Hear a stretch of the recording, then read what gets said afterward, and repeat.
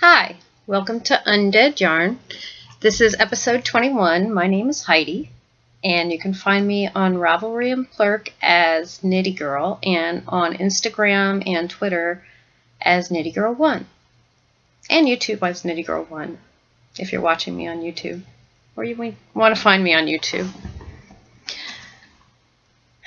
This is the crazy hair episode. So I was getting ready to do the podcast today. I don't know what happened. I guess it doesn't look too bad on the camera. It's kind of fuzzy. But yeah, my days are not as structured lately, so find myself in a lot of t-shirts and stretch pants or sweatpants or whatever. Anyway, why don't I go ahead and get started? I have one hoe and one foe. Here is my half-finished object. And I am so happy about this. This is the sock I was knitting with my hand spun from Western Sky Knits. It's just lovely. I really love the way the colors blend. It's kind of like a gradient, and I'm so happy with it. It makes me want to spin more, and not just spin, but like actually use my yarn. This is what I have left. So I started the second sock. It will definitely be different because it's starting with the darker colors, the purple and pink. So it's funny, it might actually be like the tip started using this, so I may be going back up this way. It'll be interesting to see how it turns out. The colors may be going backwards on the other sock. It'll be kind of cool. And I did finish my summer and Angier shawl. I have not blocked it. I will show it, but I'm going to show it again after I block it because I really think that most shawls really don't. I know I've shown them before and didn't show them after I blocked them, and I really should. I should probably go back and show y'all some of the ones that I blocked because it really doesn't do justice to the shawl when you show it unblocked. But I do want to show you kind of what I did because I ended up having to modify.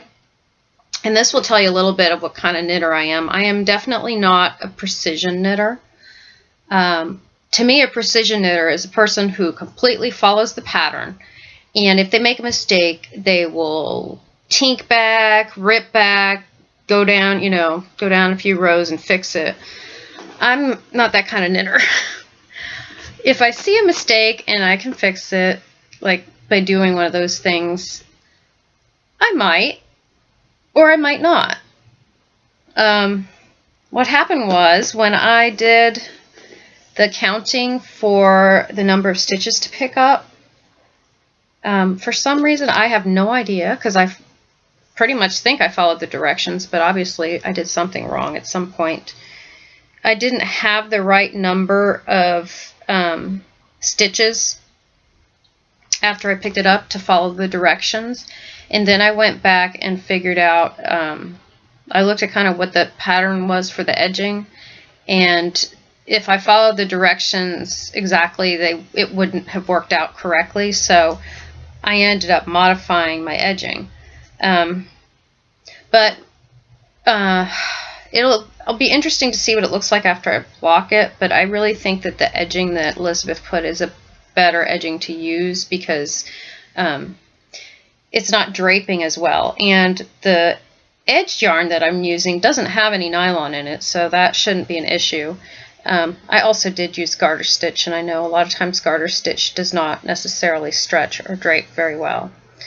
So I just put a couple of eyelet rows and then did garter stitch in between since, I knew I could modify it that way. I love the way the colors look together. I like the beads. I don't like the clear ones as much as I like the color ones, but I'm hoping that when it blocks out, they won't show as much. So this is what it looks like right now. Remember, the orange yarn is my Undead yarn, Eye of Sauron.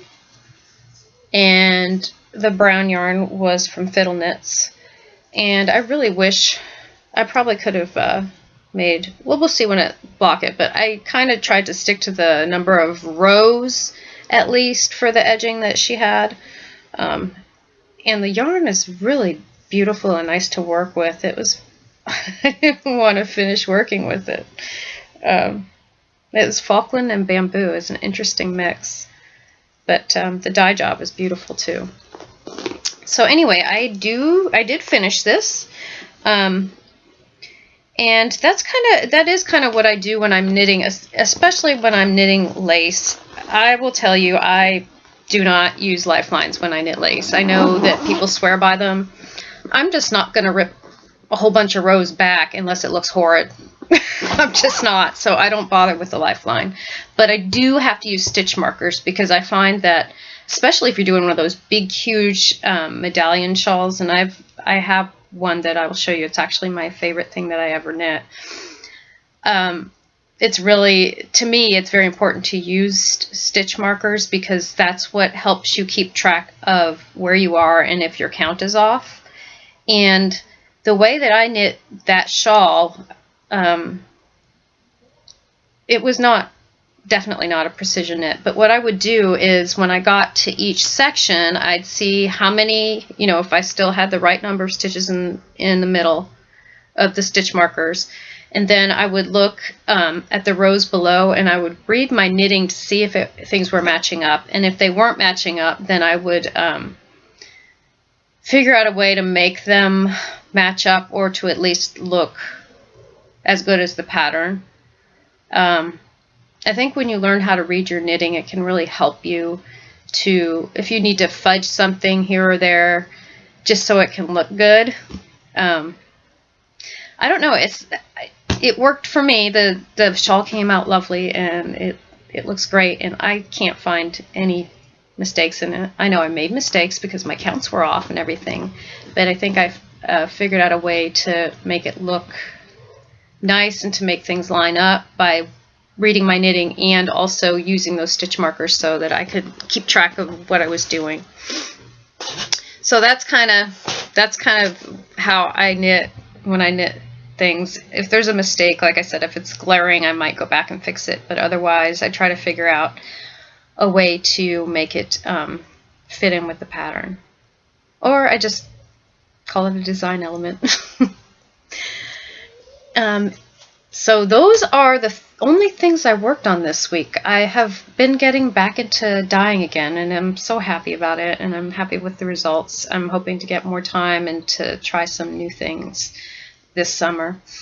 I haven't really done anything much in the last week since I talked to you, but we did go see Maleficent. That was really good. I went to see it in 3D, and if you like Disney movies, I recommend seeing it in 3D because it was really, I was amazed at how good the 3D is now. It was very realistic. It was a lot of fun, and I enjoyed it. I especially enjoyed it because it was like a little fantasy world with fairies and different animals, and it was fun. It was a good movie.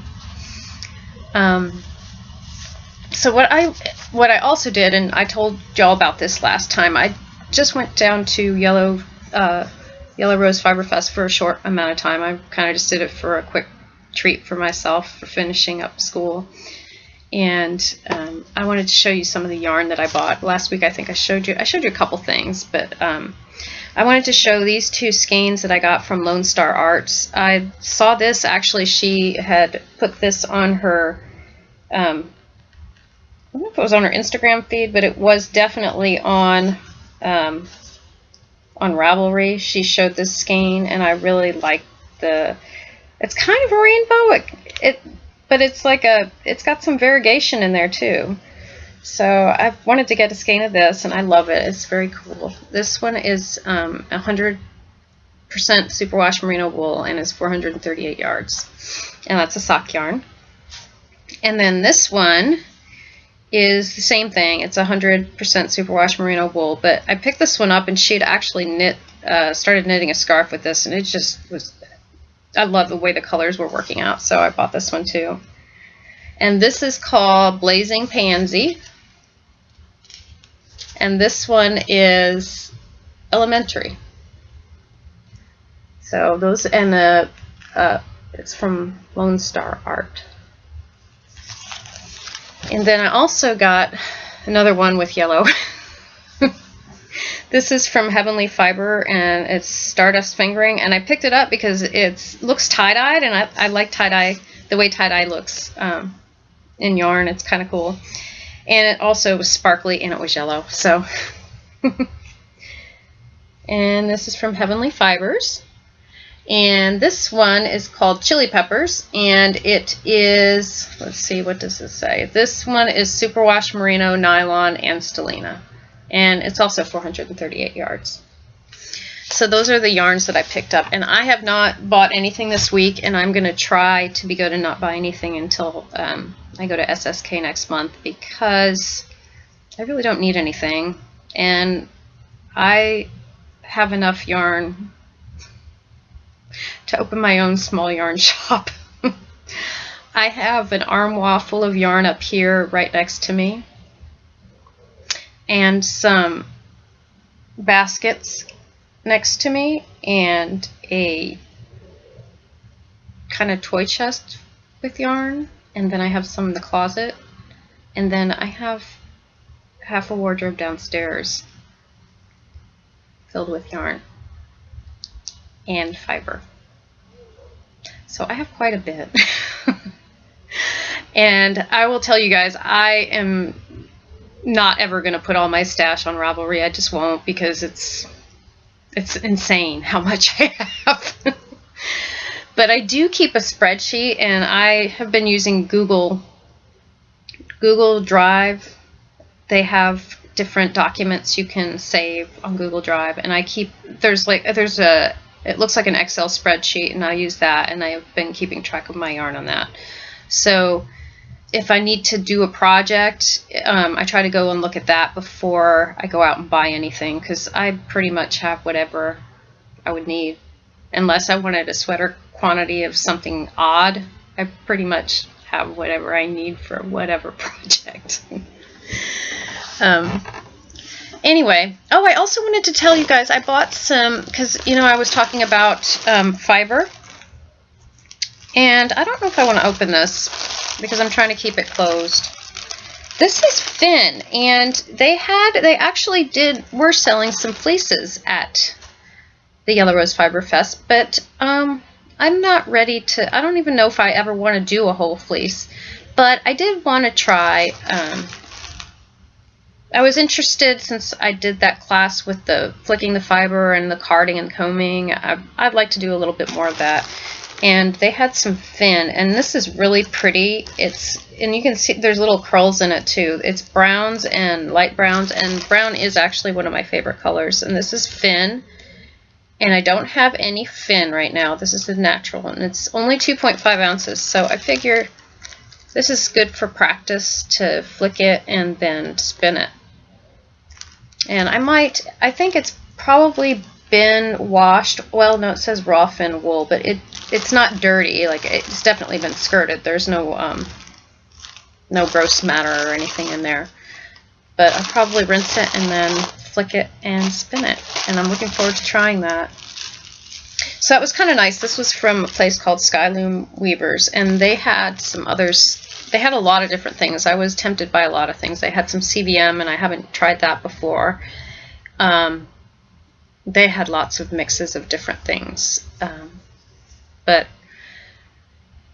like I said, I've got plenty to do already. So I do want to go ahead and, before I go on to talking about or showing you guys what I have dyed this week, or in the last week, yeah, probably this week, I did want to remind everybody that we are running a knit along, crochet along, and it's now and through the end of July, and it's anything that you knit or crochet and you finish in the months of June and July, and it was like the very end of May too. And you can post as many times as you want. I don't care if you post in other groups. You can double dip, triple dip, whatever. It doesn't matter to me. I want to make this as accessible to everybody as I can. And I do have a couple of things that I'm going to give away. I have 4 prizes. The first one will be somebody can pick any skein of yarn from my shop. I also am going to give away a skein of yarn from fresh from the cauldron, and I told you guys I think her stuff is just wonderful. This is from the Scary Tales Club, and it's called 3 Billy Goats Gruff, and it is one of the graduated colorways that I got from her club. And it's really beautiful. It's just, these are typically not my colors. They're blue and gray and a little bit of brown. But I know that lots of you really love blue. So, and I love the other ones that I got. I'm not giving those away. I'm going to keep them. But I did want to have another really nice prize. And this is 400 yards of 100% superwash merino, and it's fingering weight. So those are 2 prizes, and then I'm going to give away a prize Ravelry download for a pattern for $10 or less, and that'll be of your choice. And then I'm also going to give away a copy of Op Art socks. I showed you a couple of patterns last week. I'll show you a couple more this week. They're not all color work. There are a couple that are just stitch patterns, like these. Those look like good men's socks. And those are called Bora.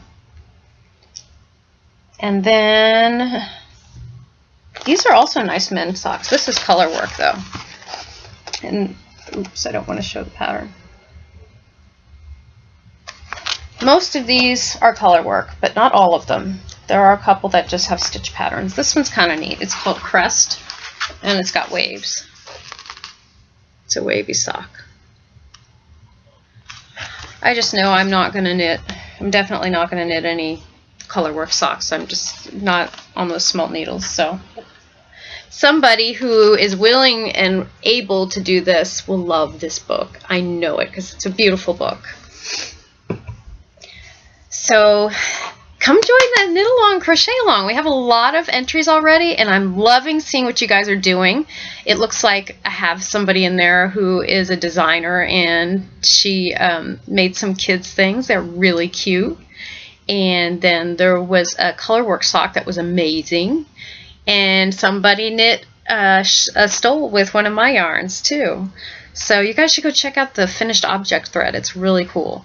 I have a no chatter thread, and then I also have a chatter thread. So if you want to talk about something or one of the projects, you can talk about that in the chatter thread. And I've been making comments, and other people have too.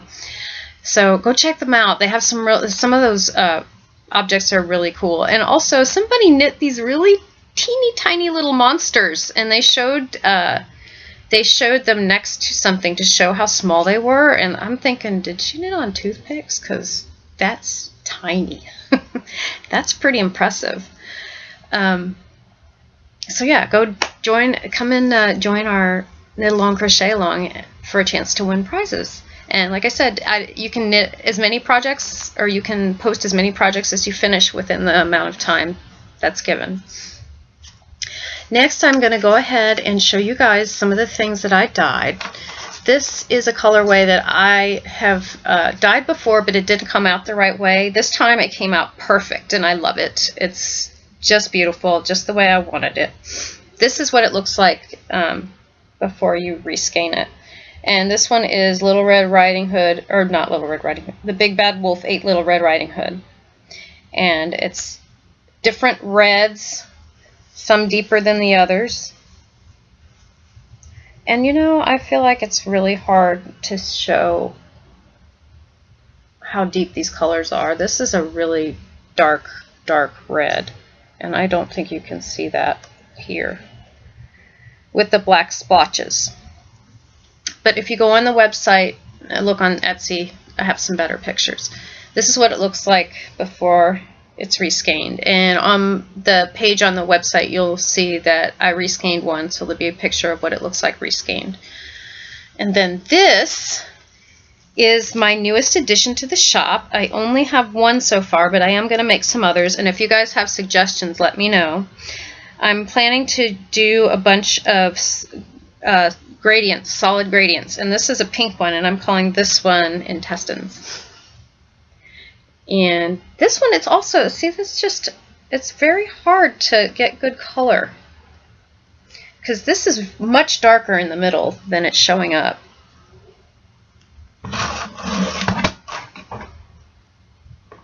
It's hard to get good pictures. I don't understand why I can't get it to look the way it is, but it's a darker pink in the middle, and then it gets lighter pink all the way around. And this is in the vampire base. This is my gradient called Intestines.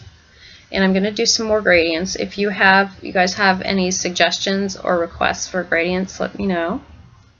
And what it is, it's a tube. It's a knitted tube, and then I'm dyeing it. And I also have another color. This is a color I've done before.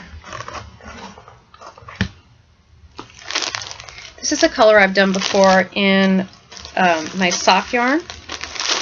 And this is Purple Vein in the worsted weight. And it has fuchsia and some purples, and the black actually came out more charcoal gray, and then there's a lighter pink. So it's interesting to see how the dyes take in different compositions of yarn. This is 100% merino. It's not superwash, and it's a single ply, so it reminds me of Malabrigo. And regular wool yarn doesn't soak up the colors the same way that superwash does, so it comes out a little bit lighter. But I think it came out really lovely. It's different, very different from the sock yarn that I did with Purple Vein, because that one is really bright and brilliant, and this one is not. Let me show you. Let's see. I'll see if I can grab one of them. This is the self-striping, but you'll get an idea of what it looks like in the superwash yarn. This is what it looks like in the superwash yarn. Now this is the self-striping one, and it's purple and black and fuchsia. I used the same colors in this. This is the variegated version. I do have a variegated version in sock yarn as well, but you can tell. You can see they look very different. It's the same exact colors being used, but one is just regular merino and one is superwash. And they are different weights, but that really doesn't make a difference. It's the superwash, so I don't know if everybody understands why these colors come out differently, but they come out differently on different bases because of the way that the yarn soaks up the dye. So those are my new colorways, and I also wanted to remind y'all that I have a coupon code that's good through the end of June, and it's School's Out, all in capital letters and all smushed together and no apostrophe, just School's Out. If you put that in when you're checking out, you will get 15% off.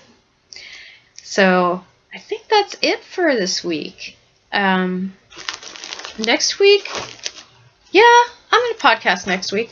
I'm going to try most of the weeks this summer to podcast every week since I have more time. And I will be doing more dyeing. I'll have more to show you. And I hope you guys are all having a good summer. And with that, I'd say get busy knitting or get busy dyeing.